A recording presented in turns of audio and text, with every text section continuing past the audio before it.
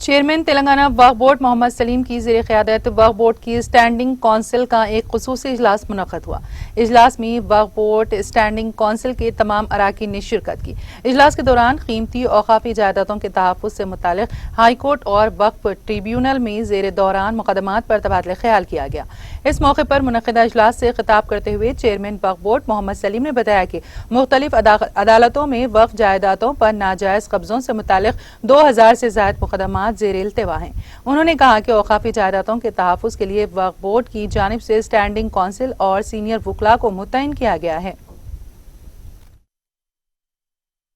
हर साल की तरह इस साल भी जो है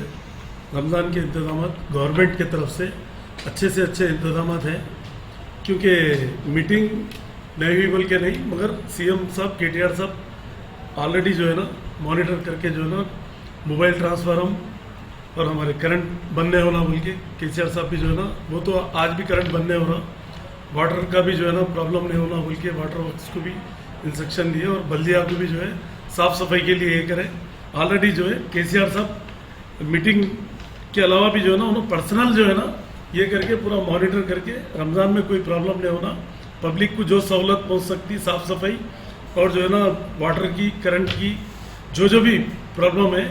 इंशाल्लाह ताला कोई प्रॉब्लम नहीं होगा। हर साल की तरह इस साल भी रमज़ान पीसफुल रहेगा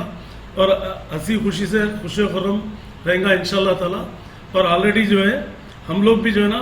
वक्फ बोर्ड की तरफ से भी मैं पूरे कमिश्नर बल्दिया को, कमिश्नर पुलिस को और हमारे वाटर वर्क्स को,